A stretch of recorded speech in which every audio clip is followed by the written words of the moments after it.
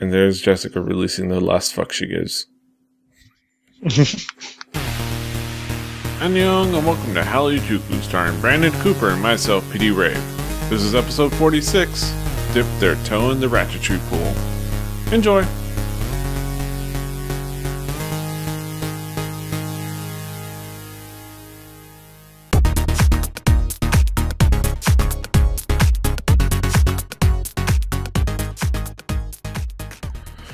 Buenos nachos, amigos, and welcome to another fine episode of Hallyujuku.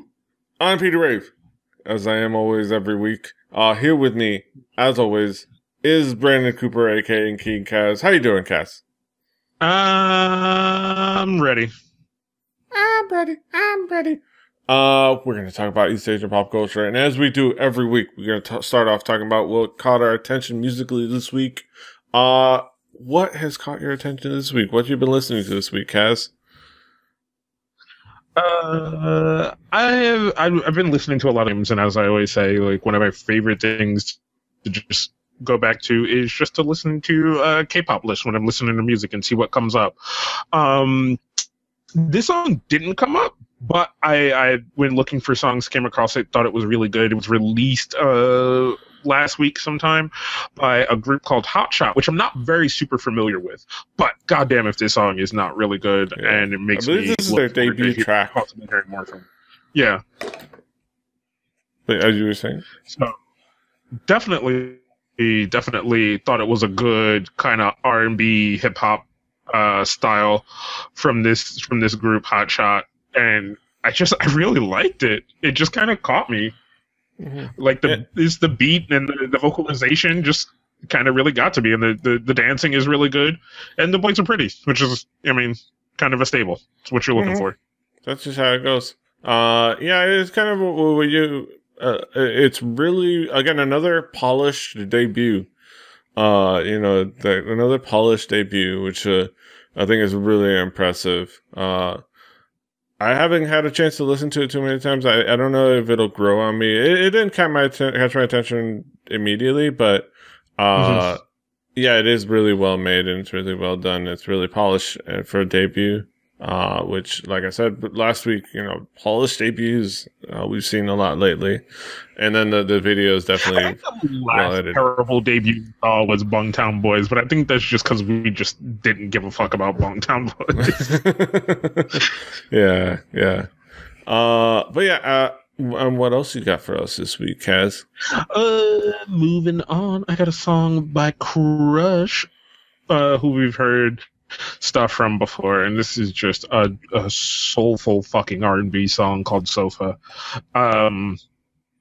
Fucking violins and all kinds of string instruments all throughout here that just give you the chills up and down your spine because it's so good. Yeah, like hearing a good instrument played well, like it gets you. You're like, oh, that's what music is. And localization to the song really, really well. That's it's just so good, Yeah. Get into your soul. That slow jam. Gotta get in that slow jam. Ooh, yeah, girl. It's so far away. But yeah, that was pretty much it for me this week. Just because I wanted to keep it short and simple, because we got a lot of music to talk about this week, and I thought those were two kind of good tracks to kind of just get us started of stuff you could just run out and listen to. If B. So, yeah. So, moving on. Yeah, moving on to. I'm gonna. If you're talking about slow jams, one of the kings of slow jams is none other than Brian McKnight. And you're wondering, well, you may be wondering, why am I talking about Brian McKnight on the East Asian Pop Culture podcast? Why are you talking about Brian McKnight on the East Asian Pop Culture podcast?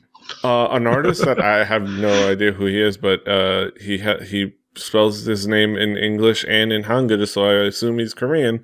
By the name of Rainstorm, came out with a song called Rainstorm, featuring none other than the vocal stylings of Brian McKnight, Sani, and Verbalgent.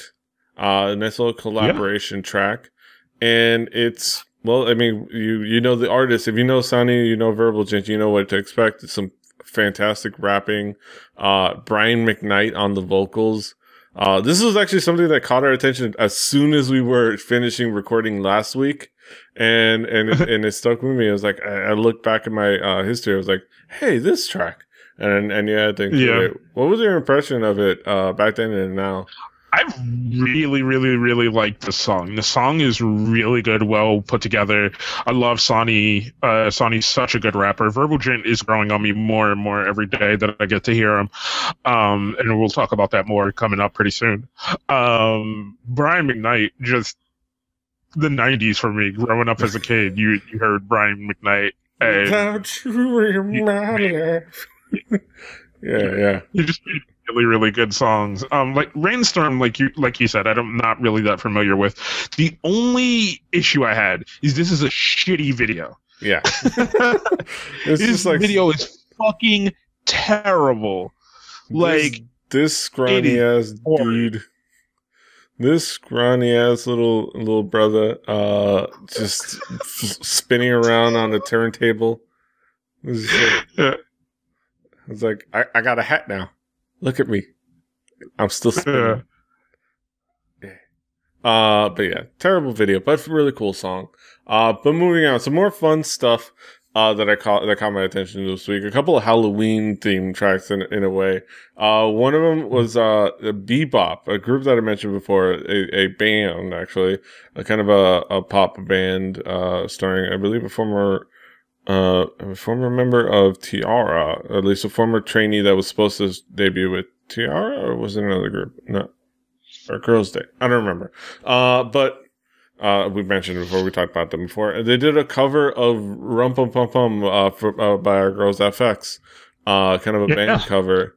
And they did it dressed in Halloween costumes, and it was adorable, and it was cool, and it was kind of fun.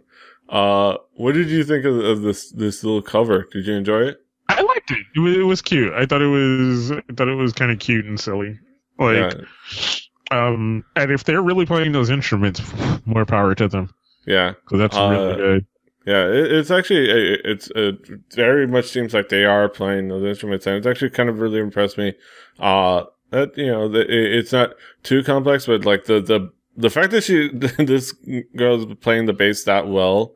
She actually does a lot of the cool, like, recreating the beats from the song on her bass, which is kind of cool.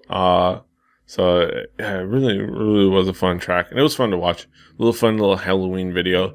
But speaking of Halloween, another fun mashup that was brought to my attention on the K-pop forum that I frequent. Actually, no, on Reddit. But apparently came out like 3 years ago. So, apparently there was a remix contest for Girls' Generation, The Boys, and somebody took their time to remix the Boys' English version with the Ghostbusters theme, and it actually works really well, and it's actually a really fun mashup. Did you enjoy this kind of odd little mashup? It was cute. Is what I could say. Like it wasn't super off-putting as I thought it was kind of going to be. Yeah. But I thought it was kind of cute and silly. Yeah, I think the only thing that really holds it back is the fact that it's The Boys. And the fact that I don't really particularly like The Boys as the song. Even though the English version is hilariously bad lyrically, it's not that great of a song. There are a million better Girls' Generation songs, but the mix is done well, and it's fun to kind of like when they go back at the end of the song, it's like, who you gonna call? Girls' Generation. Who you gonna call? Girls' Generation. And it was pretty fun. It was really well done.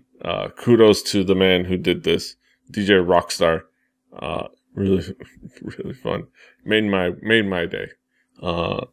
And gotta have a little more GG. Remembering Jessica was still being in the band. It was a little sad. And also remembering the I know life is a mystery, I'm gonna make history, which is always funny. But yeah, that's all for what we've been listening to this week. Again, short but sweet. We got a lot to get to, so we gotta get that out of the way. We're gonna get into our headlines right now. So join us. Yeah.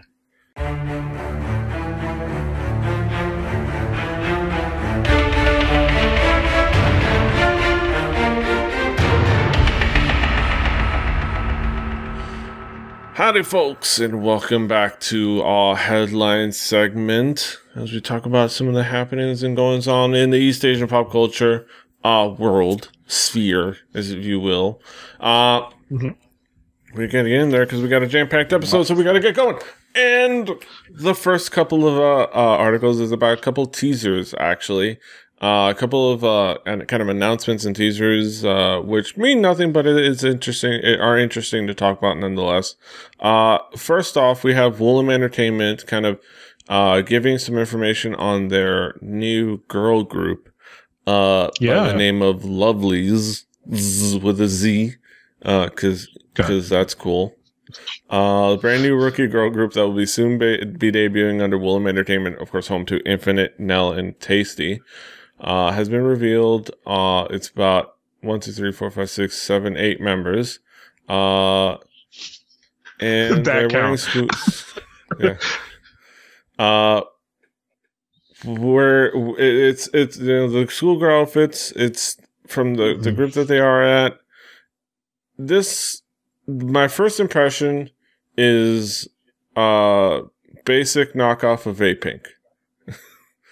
But it is from a quality label in Woollim Entertainment, who mainly do that. They're kind of indie groups and stuff like that, and do the one group Infinite, who are an idol group, but are actually pretty solid as far as music, and especially music and dance and kind of the presentation, and kind of there's a really cool sense of artistry with them in general.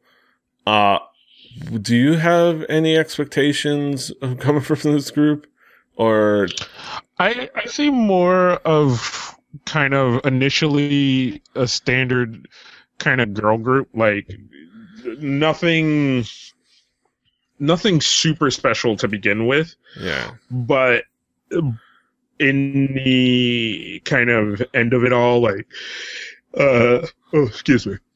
In the kind of end of it all, like, if they find the stride, which has been the thing we mentioned the most, right? Is finding that stride, finding the thing that keeps you unique in the sea of everyone else being the same, right? Is you gotta kind of find that thing that does that for you. So if you can do that, because everyone's going to have their initial gimmick. So their initial gimmick is the schoolgirl thing. Yeah. Even their logo for their group is the kind of schoolgirl-esque,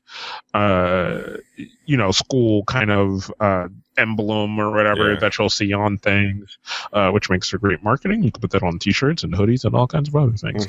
But outside of that, it's going to come down to their uniqueness, their either ability to sing or dance or do both, or, even for most cases, be funny. Because there's a lot of groups that sell themselves way more in being funny and being able to be on variety shows and being able to get their girls in dramas and things like that than their outright ability to sell albums, because you're funny and you get on those variety shows and you make music and you do everything else. And you know what? People will buy the albums, you know? Look at year one of Jewelry. When's the last time you heard a jewelry track really making some noise? But one is all over the place. Her, kind of following in Kwang Hee's footsteps of their besties. So that's the thing. We're gonna have to see. The proof will be in the pudding, and we'll find that out on, let's see, November 10th. Yep. And we'll find out. November 10th, showcase dates, the 12th, and then the actual album will release on the 17th of November. So it's gonna be a kind of a whirlwind few days for these girls, as if it already isn't leading up to it.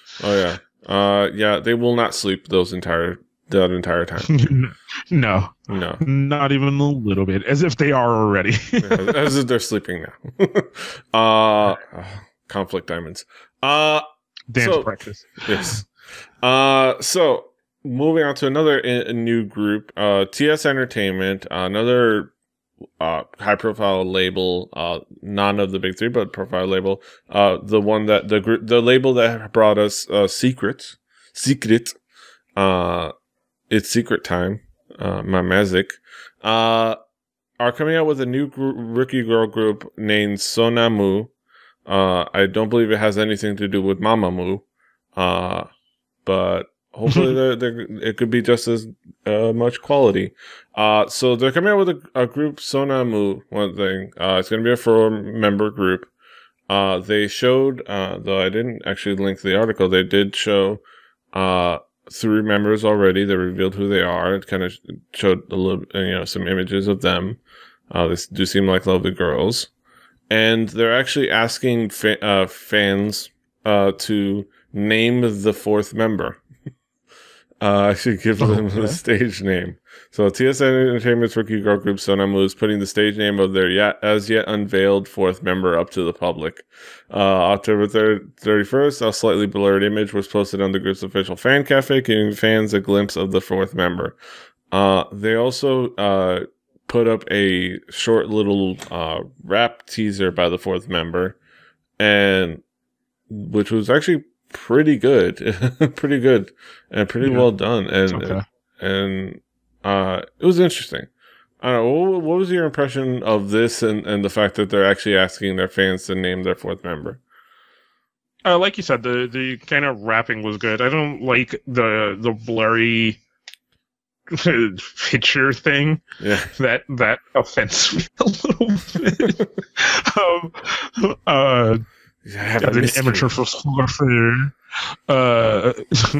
like there's so much better. Like you could have just did like, all right, here's where Kaz gets artsy again with his fucking shit knowledge of photography. You could have just did like a nice silhouette of her, right? Like a really cool, just like high contrast silhouette, to still show off her body and things like that, and do all that, instead of doing this really blurry thing that just makes it look like weird. Because the top half of her is blurred and the bottom half isn't, like, or just whatever is going on. I don't know. But then the other part of it, from a production standpoint and a hype standpoint, it's kind of cool if you can garner the fandom to pay attention enough to want to participate in this. And then if you do get the fandom to participate to the point where they're like, they care to the fact that they want to try to name this girl outside of the like people who do really, really silly things, it also creates an investment in it, because then people are invested in the fact that they had a hand in the creation of this group, however you see fit. And it could kind of bring them closer to their membership and fan base and things like that. So it's all in that kind of silly, fun, creativity kind of space, and however you want to do that. Like, so it makes for a really fun thing.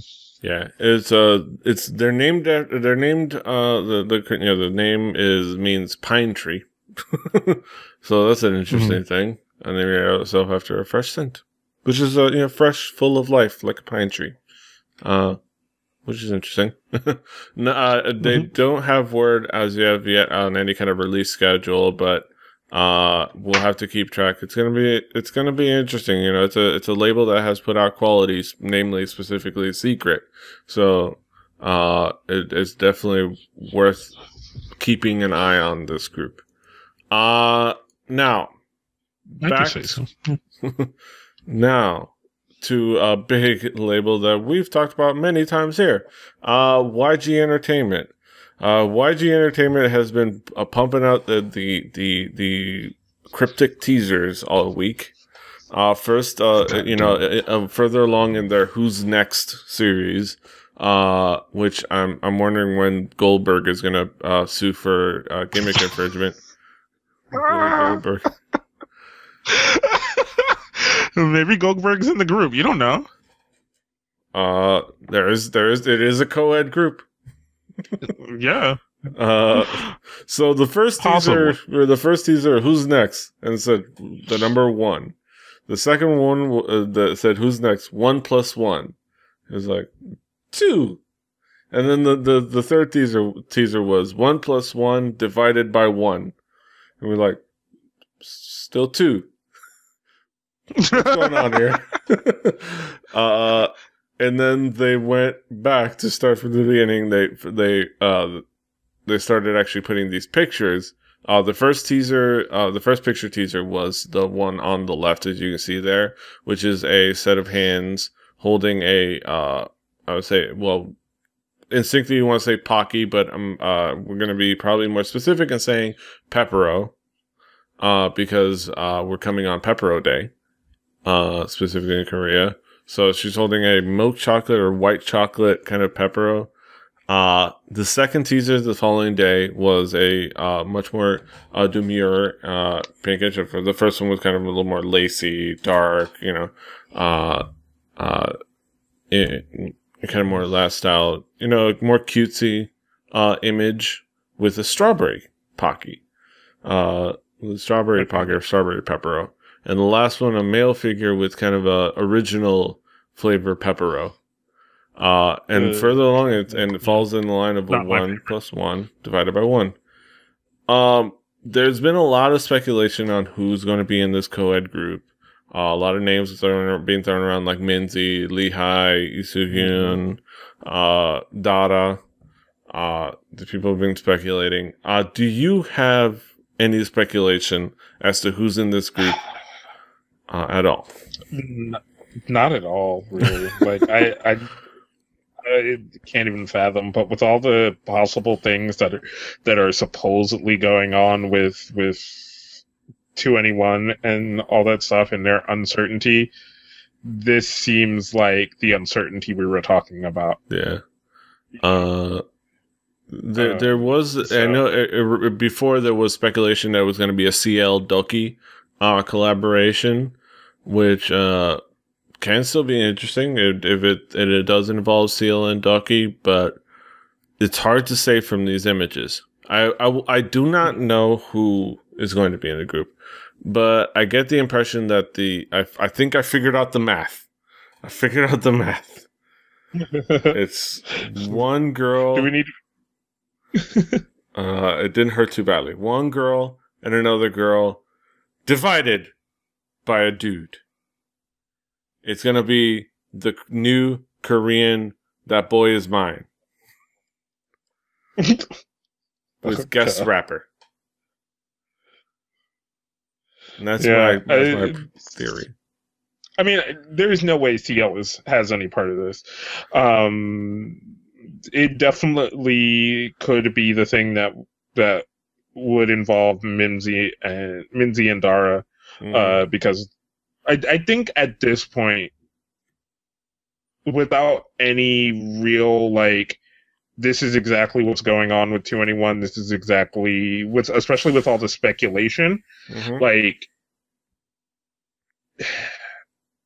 it's pretty much the fact that most likely 2NE1 is done. Yeah. Which is sad. Yeah. So sad. Don't get me started on how sad that is. But there's just that could be possibility that this is a solo project. Not a solo project, but a smaller group project from them. And so I don't know which way it's going to go, and it scares me, but who knows? Maybe this just will give a chance for us to actually see more Dara and Minzy on a regular basis. Yes. At least more them opening up and promoting on their own, and maybe, showing more of just them, because they are fun and adorable. Especially Dara. I mean, Dara more variety shows. Fucking female version of Big Bang, and why didn't you just? Oh, they were popular. It was working. Oh, God. Yeah. Can we move on? Yeah, let's move on. Let's move on to something more fun, which is Mexican fans throw bras and panties at B.A.P and EXO during Music Bank. are awesome. The 90s. KBS 80s. recently hosted a music bank recording in Mexico. And while boy bands EXO and B.A.P were on the stage, bras and panties managed to find their way towards them somehow. This is a quote. During the concert, a number of fans who seemingly got too excited were caught throwing their bra and underwear towards the stage at the members of XOK and B.A.P. Obviously, it's just going to be XOK. This incident occurred multiple times during B.A.P's one shot as well as XOK's growl. Due to the inappropriate behavior, filming was paused and a representative of Music Bank announced, "Please calm down and refrain from throwing your undergarments." Just let it happen. This is music, man. This is what it's all about. Like getting the ladies to throw their undies. Woo! What was funny is like how many people in comments in some comment threads here and other K-pop discussion sites were completely confused as to why this was the thing that happened. Because it made me realize that there are some people, and possibly young people, that don't know that throwing your panties at the stage is a thing. Right, that's been a thing, man. That's been a thing for years, or years and years in the history of rock and roll music. Throwing your panties on stage and then flashing this the group. Ain't nothing new. Like, if hopefully for the sake of the members, maybe some of age female fans were also flashing them. That would be awesome. I'd probably destroy their little innocent hearts, a few of them, but I'm sure they'll appreciate it. And of course, it's just a different, interesting mix of like culture shock thing of people that don't know that that's a thing in concert culture somewhere else, experiencing it for the first time. Like, what's going on? I don't know, what was your impression? I mean, this is just like like you said, it could be our age range because we've always known this to be a thing. But yeah, it's just that just is a thing. It's just a thing that happens. Like it's just one of those things that happens. I do love it in this article. It says the official announcement is classic though. Bitches must have been like, "That's cool. I already finished off." Right.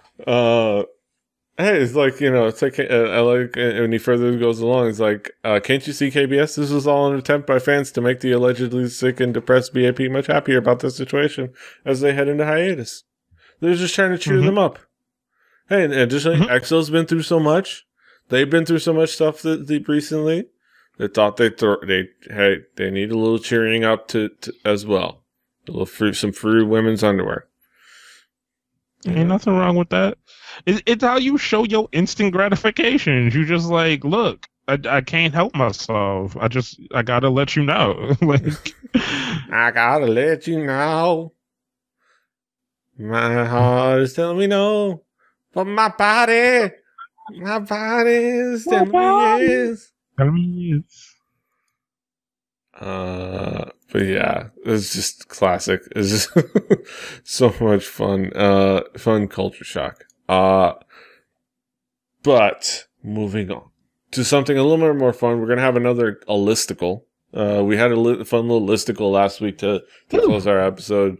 We're gonna have another fun little Listicle this week. It's actually provided by top 5 articles that have had underwear thrown at them. Yes. Courtesy of the truthaboutkpop.wordpress.com, giving them a little blog. The top 5 up and coming gag idols. Yeah. Now that's a weird name for those that don't understand. The gag man, gag woman, as in word for comedian, but go with us. These are the top 5 kind of up and coming new idol members who are killing it in the variety circle, as we were talking about earlier.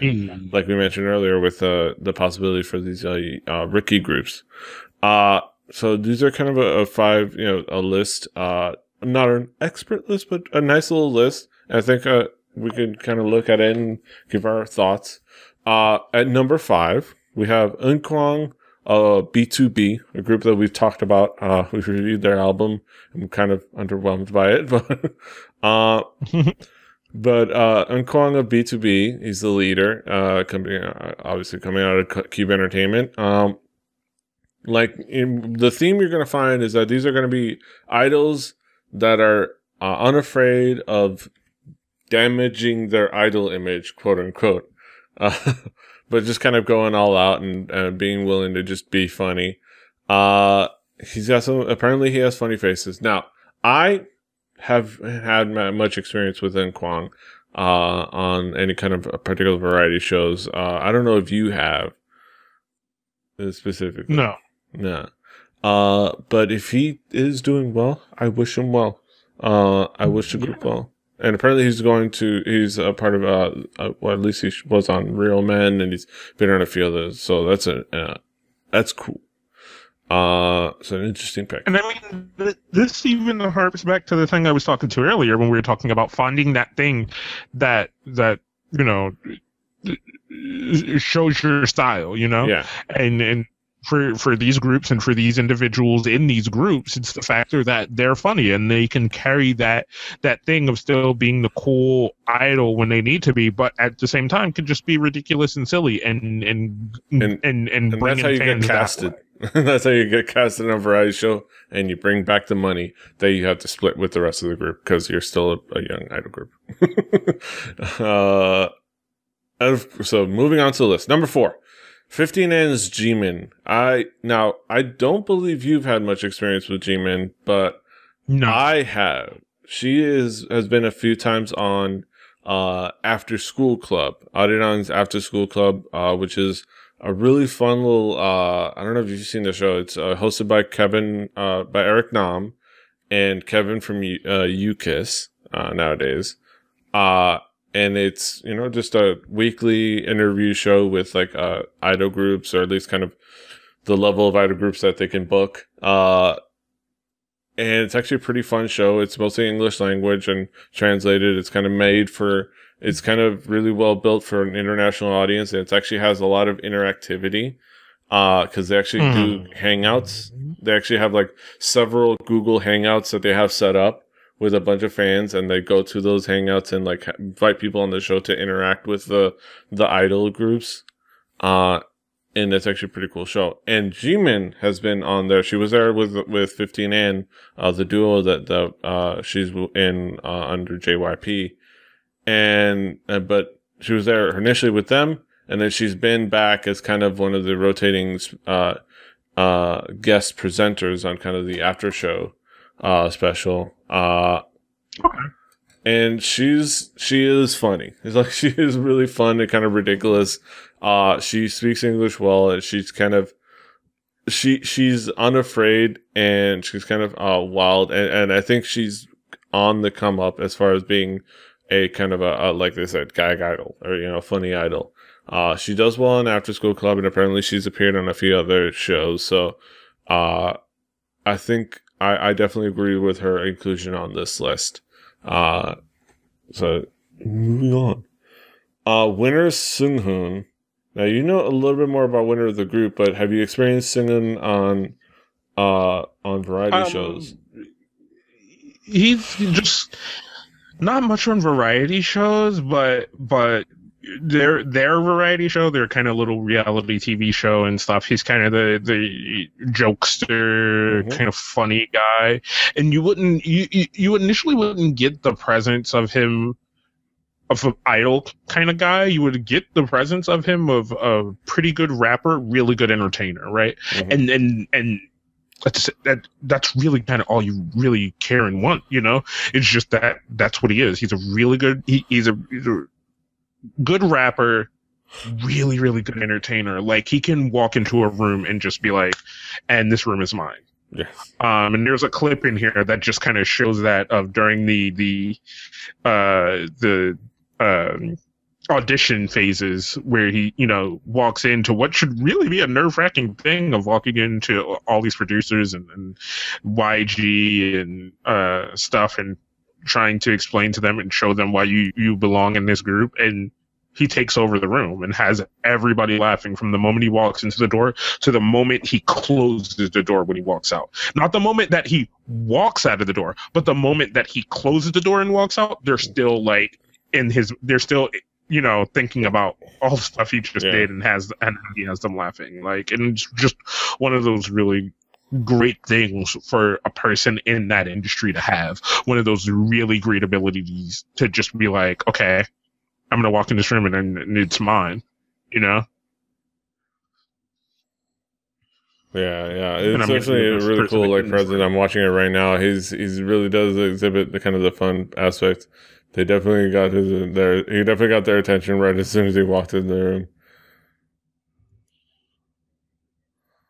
Yeah.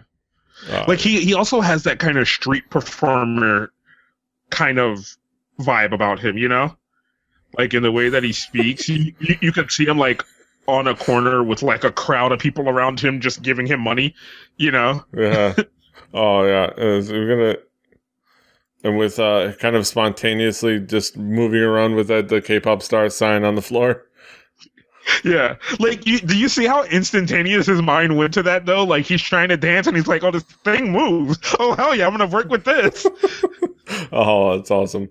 But yeah, it is really cool to see. That's what you see in these entertainers and these idols, the kind of the multifaceted aspect of him being having a presence, a multifaceted presence.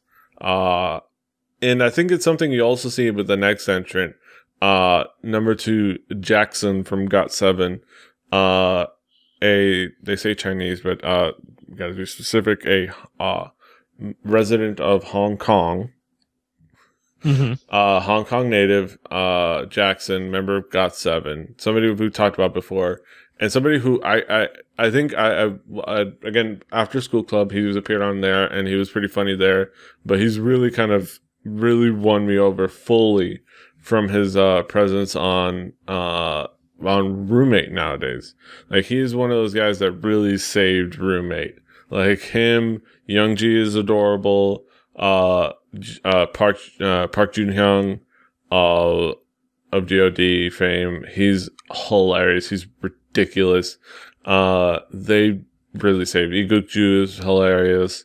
Sunny is Sunny. Sunny. I love you, Sunny. It's good to see Sunny again. And then, the cast members that stayed kind of hanging their own, but the new members of the show have really taken over. And Jackson, for sure, he's hilarious. He's kind of fun. He kind of brings that. He has the self-confidence to get past the fear of making a fool out of himself. Especially kind of what's an easy trap to fall into for somebody in his position, where Korean is his 4th language. Korean is his 4th language. The easy trap is to kind of climb up a little bit and be too scared to make mistakes. But he definitely is not too scared to kind of make mistakes and realizes that there's humor in that. And as long as he's sincere and he's not arrogant about it, he's just is there to be sincere and fun and is understanding. People will enjoy that about him, and he's willing to kind of go out there. Have you had a chance? You haven't had a chance to check out the new Roommate, but have you had a chance to check out some other stuff from Jackson? I've seen a few things with him in it. I do hear his name come up when watching variety shows and things like that, where he's one of those people, and kind of how Daesung was some years ago in that kind of debut period for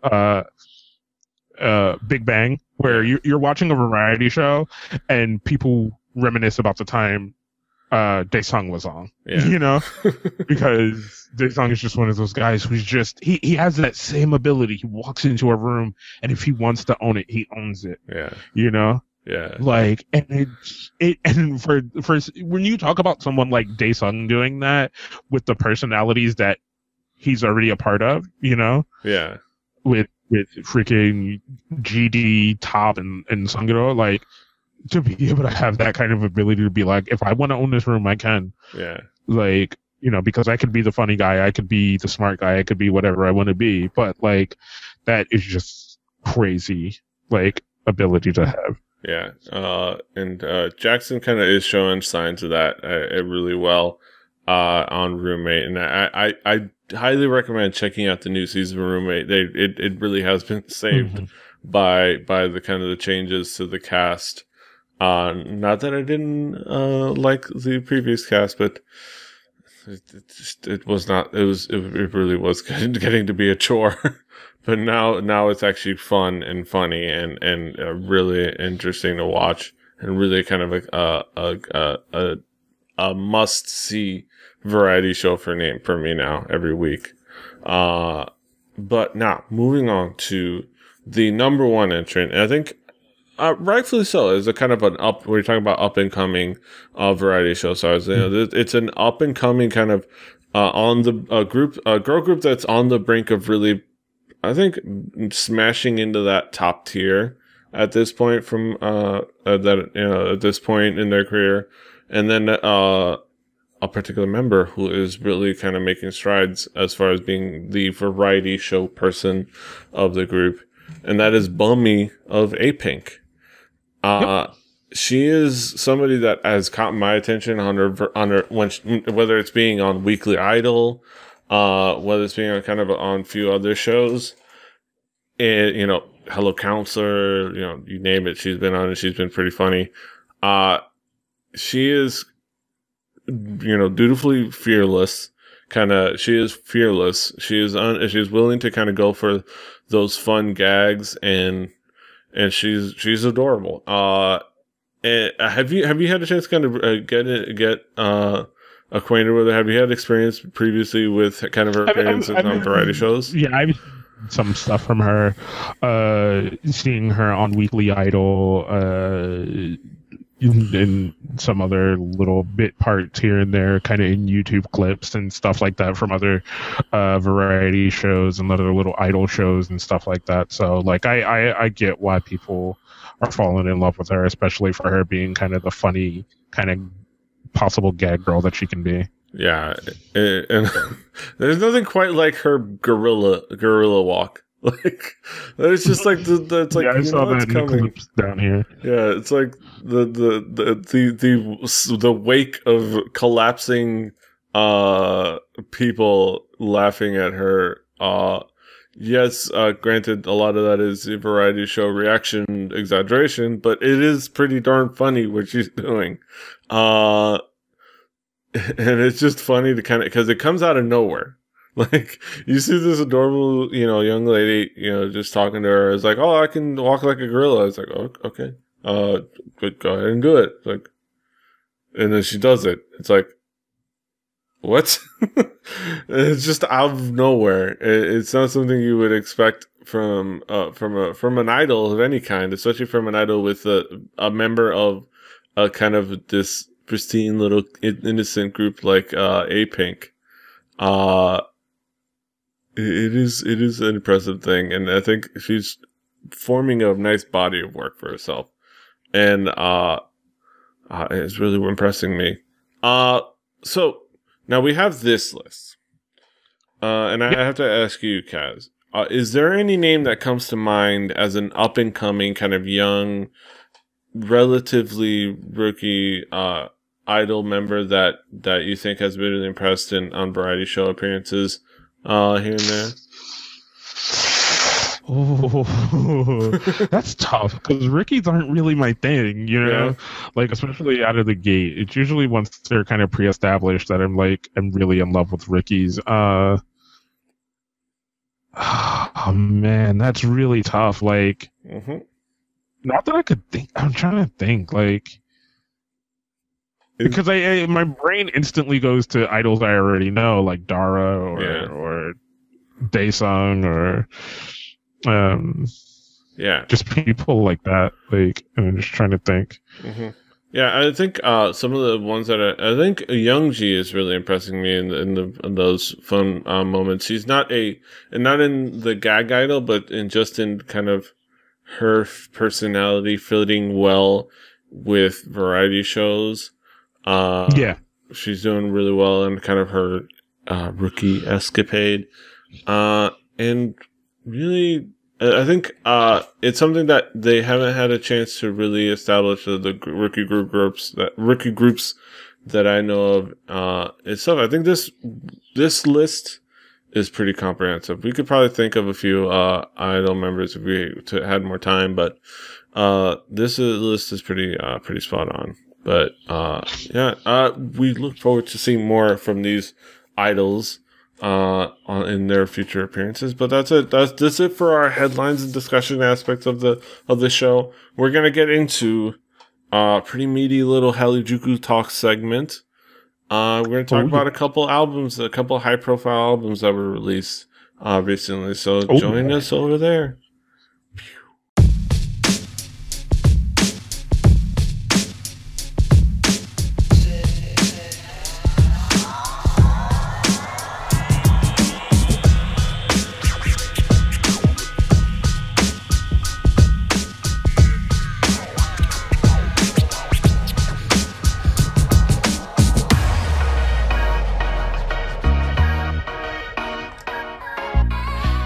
Welcome back to the show, ladies and gentlemen. This is our Hallyujuku Talk segment where we take a subject and we flesh it out, talk about it a bit more, usually go into a bit more detail about it. Usually it's a show, movie, or just something that we're really excited about that we kind of want to give it a chance to kind of give it a few more minutes and talk about it a lot more in depth. This week we have a couple of high profile albums, as PD said before we took a break after headlines. One of those was something that we've been super excited. I guess we've been super excited about both of these, but like for me, we've been talking about one of them for a while and hearing that this was coming up, and that was the Epik High album Shoebox. We're going to kind of take a chance to kind of break it down. We both got a chance to sit and listen to the album. I actually bought it this morning and listened to it, and PD's been listening to it over on Spotify. So if you have Spotify and you want to listen to the album, go over there right now and check it out. But if you know that you're an Epik High fan and you want to pick it up, you can go do that right now. We're recording this on Sunday, November 2nd, so it'll probably be out later. Yeah. That album will definitely be there. And I will say, for the money that I paid for it, it is definitely worth it. Yeah. It's a really good album. It's got some fantastic tracks and some fantastic variety on it, doesn't it? Yeah, so let's go ahead and break it down. Now, normally what we would do when we break down an album is we kind of break it down really wholly. We talk about each individual track. We even talk about kind of the covering and the casing. Since neither one of us got our hands on the physicalness of this album yet, we both kind of just got it digitally and listened to the tracks. We've already really kind of gone over some of the tracks, but there are some other things to kind of let you know now that the album has been released. But we'll go through it little by little here. So let me go ahead and open this up so I can look at the track list for this. Because we talked about a couple of tracks before, namely. I pulled up the video for the video players of a little bit. I showed it a little bit. We talked about Born Hater. You know, the lead singles of the track, of course, initially was Born Hater, which was a fantastic kind of pass the mic rap title that really is smart, fun, funny. And a really interesting video, as you can see, the vertical, and you can actually pull this up not only a YouTube app, but you pull this up on going by YouTube.com, look this up, pull it up, and you can watch the whole thing vertically. it looks like they're trapped in your phone, and it's kind of hilarious. But yeah, this one was a great track and a fun, interesting track, and you actually shared with me a breakdown, as everybody gets to see our doc, breakdown of the kind of the lyrical content. They did a very interesting analysis of the lyrical content, right? Yeah, because it's well, lost my headphones. It's talking about everybody's haters and why they're hated for the things that they do. So Tableau talks about this kind of scathing article that was written about him a few years ago on this website where people were questioning his education and his rap skill and kind of a lot of the other things that make Tableau Tableau. Because everybody knows Tableau, or as everyone knows, Tableau is a Ivy School prep, as well as went to Stanford, I believe. Yeah. And among other things. So it's just one of those things, and he talks about this just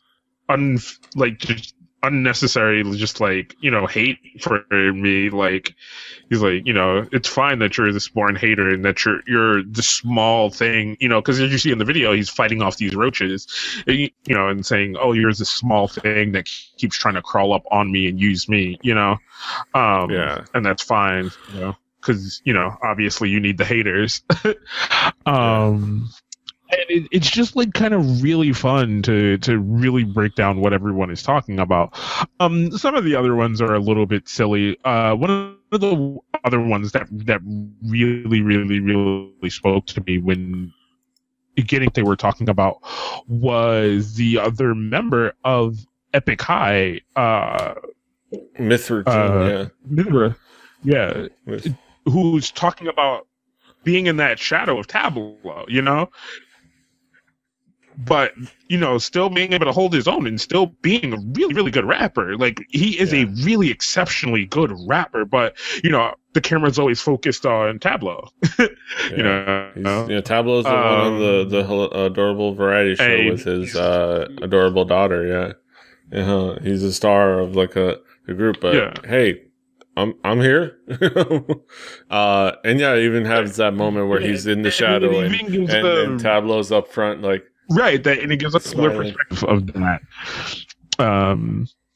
So, and then, you have a verbal gent who's talking about everybody's perception of him and him not being tough and, possibly being gay or whatever, which is just funny. What is this?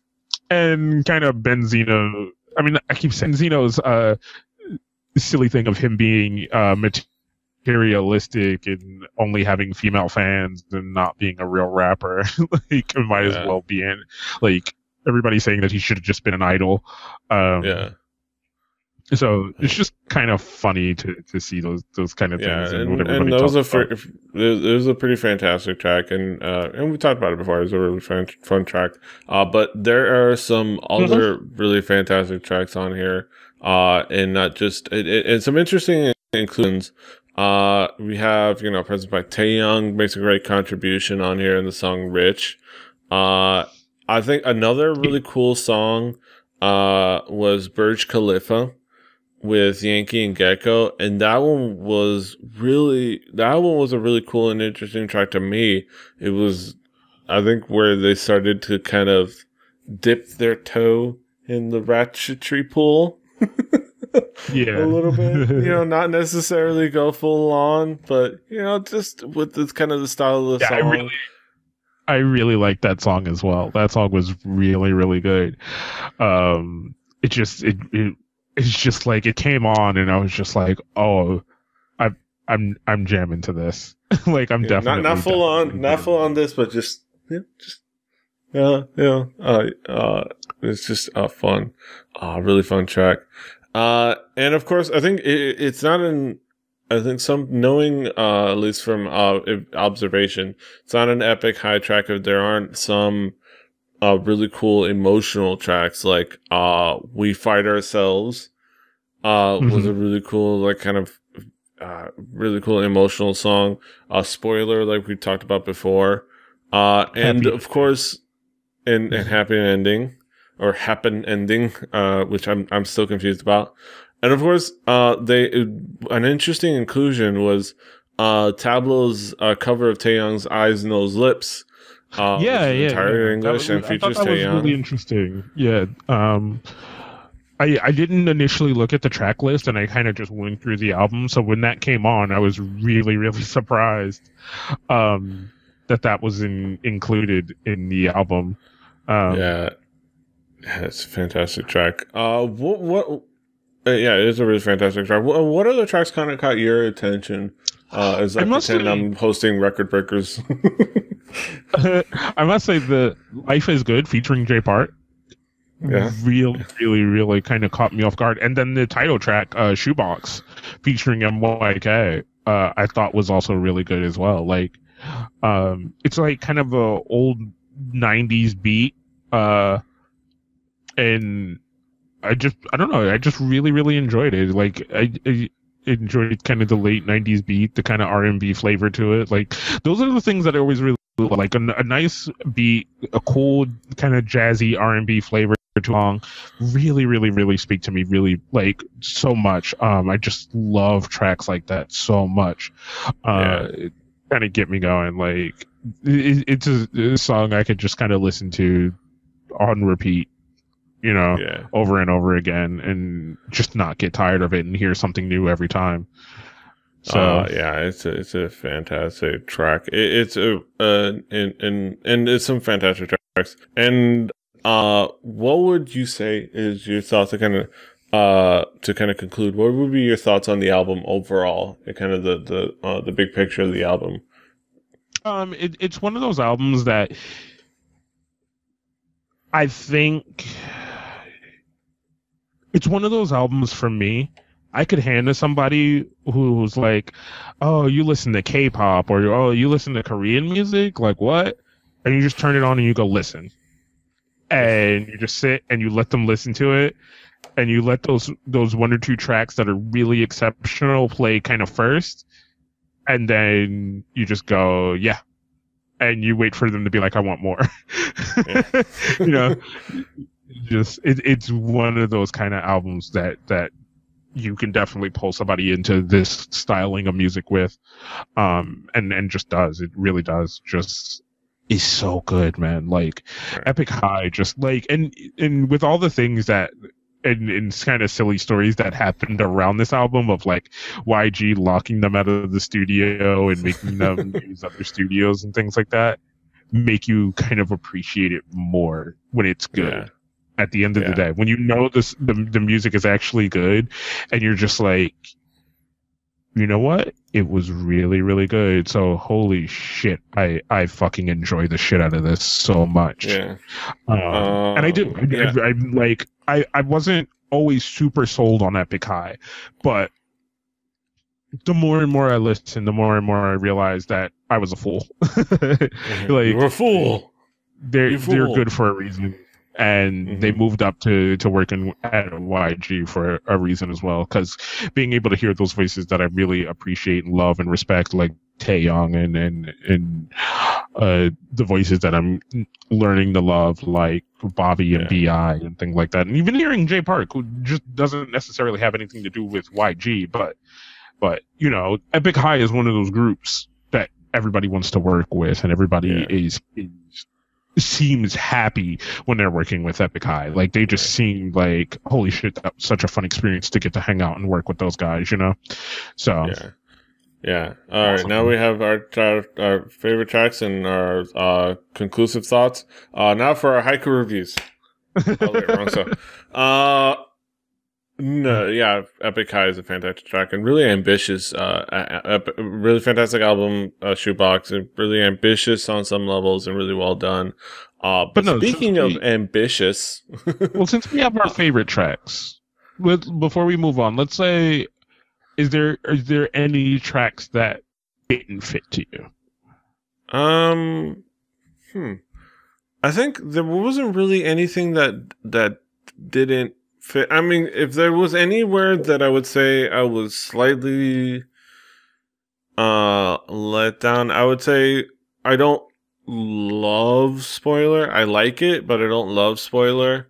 And kind of Happen Ending, the name is a lot, and the song I don't love that, but I think most of the rest of the tracks I enjoy thoroughly, just just fully. But if I were to say anything that would kind of let me down, it would be I didn't love Spoiler as much as I love some of the other tracks. It's good, but I didn't love it. It's just, but that's just what I'm thinking. Did you have any moments that we were kind of? Encore is good. It's a good intro track, but then it doesn't. After you hear everything else, it doesn't stand up to the rest of the album. Yeah. And that's probably it. But it's a really great intro track. So there's a reason it's at the front of the album, you know. And you know, just having that realization sometimes that the song that is in the front doesn't always have to, because I talked about this another time where like the song in the front should really, really, really like bring you into the song and be one of the best. But in here, it's not. But when you listen to it first before you listen to everything else, it just kind of works really well. And then, yeah, I kind of agree with you on Happy Ending. Happy Ending just kind of is compared to everything else. So, but yeah. Speaking of, I was, you know, we can kind of move on to the next aspect, to the other album we've been kind of looking forward, and you can introduce that album. Yeah. So yeah, we have another album, which it shouldn't be a surprise from anyone. We have another album from a guy that we definitely respect. Like I have so much respect for Gaeko. But this is a 2-album release. Now you said that one of these albums, it's like a double album. No, this is just a really big album. This is a really ambitious double album. Both albums I think are the same length, and I think they're both 9 songs. Yeah, so they're both 9 songs long. It's Red and Gray. Yeah, Red and Gray. Which at first I thought it was Red and Gray. And I didn't see the I in there, so I was just like, oh, it's the Red album and the Gray album. But I was like, no, it's Red and Gray. I was like, oh, okay. I'm really lost. I don't even know how to initially tackle this, but yeah. It is a big, ambitious album to kind of get into. And, you know, he brings it, and the one thing I had said about a song before, the lead track actually came out a while ago. So he's putting kind of his like solo work, putting it together into this one ambitious album with a bunch of guest appearances, a bunch of guest stars, including Choiza. So technically it's not a dynamic duos album, but there's a couple of songs that are basically dynamic duo songs because both members of the dynamic duo are in it. When a group puts out, like somebody from a group with a solo album, but all the members from that group are still in the album, so it might as well have just been a group album anyway. But there's a lot of solo stuff here from him, and it's really, really good. There's a song on here on the first album featuring Bump Key that I thought was really exceptional. Pass Out. Like I freaking, that song was really, really good, man. Because I love Bunky's vocals, like it's really good. It's something we've talked about before. Is like he's one of those really fantastic singers and like rappers out there. You know, I've joked about calling him the PCP of K-pop. You know, the greatest guest rapper in K-pop. You know, and he's made this result on a couple of stuff. Yeah, that's a fantastic track. You also go to the single "No Makeup" featuring Zionti and Hatfelt. We've talked about before. Is a fantastic track. Another, just him, the Chaser the Rapper tracks, part 1 and 2. Yeah. Those were really cool. They were short, comparatively speaking, but they worked really well. I think they were short because they're kind of one in the same. Like you're kind of, I think, you know, in a sense, it's part 1, half of it, and then part 2 is the other half. So just kind of splits it up on those 2 parts. Yeah, some fantastic tracks. So what other tracks have caught your attention? What other tracks did you like? I will say the opening tracks from both albums I thought were good. Uh, the first one I really liked. What is that Rhythm is one? Life. Coming in the second album. Rhythm is Life. Nook, so good. Yes, Rhythm is Life is so good. It really kind of sets your head in the tone that like this kind of storytelling style that like Gaek has, and like the journey he's gonna take you on. Like, and he has this real kind of in his music love for kind of instrumentation. Like you really hear drums and guitar, you know, like you kind of hear these things in the beats and stuff like that. And that's kind of something I noticed, like listening to this album, like, you know, because when you really are listening to an album to talk about it, you kind of break it down in certain parts. And there's also a lot of these cool parts of ambient noise, cars starting up, putting a tape into a tape deck, you know, people walking and talking in the background, and like wind blowing through trees. Like a lot of these kind of just elements in like kind of everyday life that then lead into a track. I thought was really cool in some of the tracks and stuff like that. Yeah, it's Rhythm is Life is a fantastic track. And it's weird because it's a track that was released and has a video, and I'm showing it right now. That was released in February of last year, 2013. So it was, I guess, just a track they decided, well, this is I'm going to include this on the album, and it is a fantastic track still. And I don't know if I talked about it on the show, but it's definitely one of those videos and songs that caught my attention a while ago. And it's a really cool song. And there's more fantastic tracks. Interesting addition onto this is an appearance by Ailey. And doing a little bit of rapping too, on top of that. Doing a little bit of rapping on this. Talk about that. Oh yeah. Yeah. The song Hung Hai. It's a pretty cool song. It's an interesting collaboration between the two. And she does a pretty good job.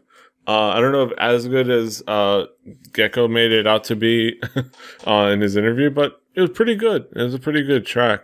It was a fun song. And other ones like Festival Virgin was the song that was kind of out there. Did you hear that one? That one was pretty out there. It was. It was one of the ones like because I was listening to the second album kind of right before we recorded, and when it came up, I like pulled it back up. I was like, wait, what? Am I still in the Gaek album? Like, did I go back to the Epik High album or something? Because it's just not initially what you kind of would think to hear from him. Yeah. So, but it's always fun to have that divergence, especially on something so big. You know, this album is so meaty. If you understand that kind of sense of what I'm saying, like it's so meaty. It's so like there's just a lot here to go through, you know. And I wasn't even initially sure how we were gonna tackle it, like because I only when Petey was like, oh yeah, hey, I got the album, like and kind of gave it to me, just like, oh okay, cool, and I listened to it, and I didn't really pay attention, and I realized, because I just kind of threw it in Google Music, and it was just like, oh wait, why is there two things here? And Google Music got confused, which I'm gonna have to figure out how to unconfuse Google Music. And it was just like, oh, it's two albums, and I was like, okay, yeah. That like, double album. Yeah, and it's really well done. It's really ambitious. Kind of goes a lot of cool different places, and it really impressed me just on the whole. Like on the whole, we talk about the album as a whole. You know, there's a bunch more tracks we can talk about. We can go on for a while, but talking about the album as a whole, it's really ambitious, really creative, and it goes a lot of different places. It's an album that I wouldn't mind. Hey, here's a little compliment. I wouldn't mind bringing it up on Record Breakers. Again, reference Record Breakers. If we decide to do maybe double album month, or if I decide to just throw it in there for whatever reason, I wouldn't mind sharing this album because it's actually a pretty fantastic kind of creative album from Gaeko. It is really well done, and I was impressed. Well, what did you think on talking about the album overall? Talking about the album as a whole, what was your impression? Overall, like, kind of,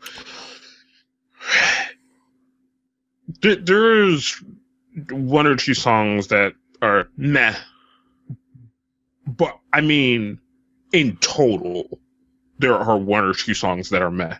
So, something this big, 2 9-track CDs, and only one or two songs are meh. That's fucking exceptional.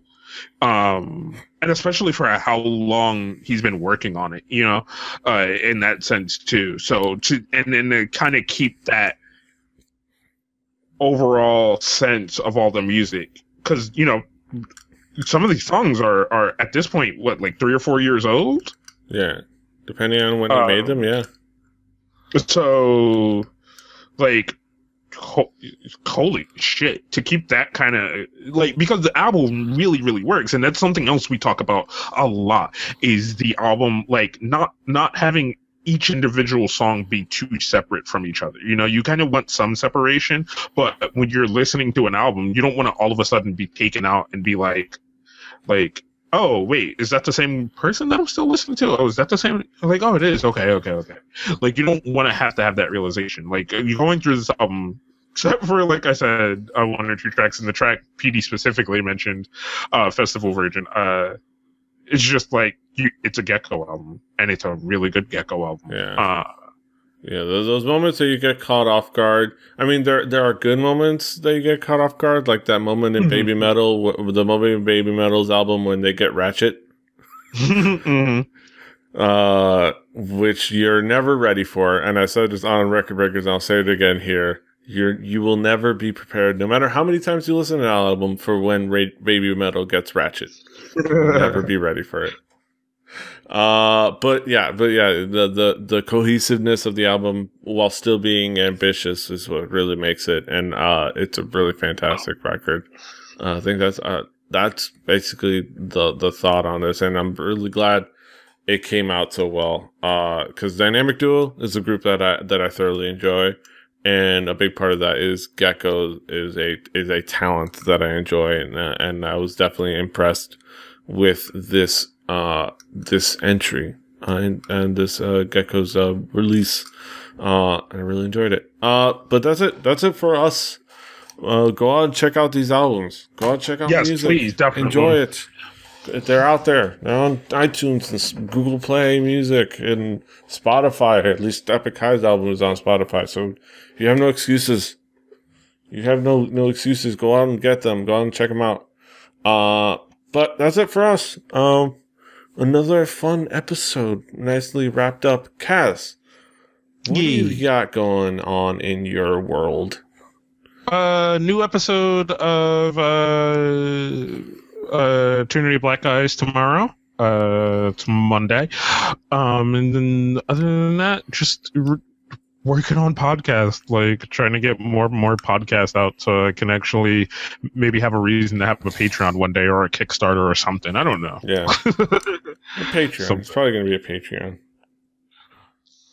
Who knows? But yeah, or start getting ad revenue. I'm gonna start wearing like Starbucks things and we have like those shirts that all the StarCraft 2 players wear and all the all like soccer players and StarCraft players and stuff like that. And just start sitting here with Monster energy drink. It keeps me Hallyujuku. If Kaz or I show up on the show with Krakens on, you know what's going on. Yeah. Which is funny because actually I was actually considering buying a pair of Krakens, but I don't know if I would wear them on the show. But that's beside the point. About That Me slash King Kaz, if I point in the right direction. About That Me slash PD Rave. Find us King Kaz and PD Rave respectively all over the internet. The show's at Hallyujuku, kpoppodcast.com. Easy way to share with all your friends. Hallyujuku on Twitter. Check us out on iTunes, Stitcher, all over the place. YouTube.com/RABellyTV, according to Brian Ibbett, or Rebelly TV, whatever, what's easier for you to remember. We're on YouTube. We're everywhere. We're in your home. Ooh. So like, share, and repeat. Mm-hmm. Until next time. Hasta los huevos. Leave comments. But not too mean.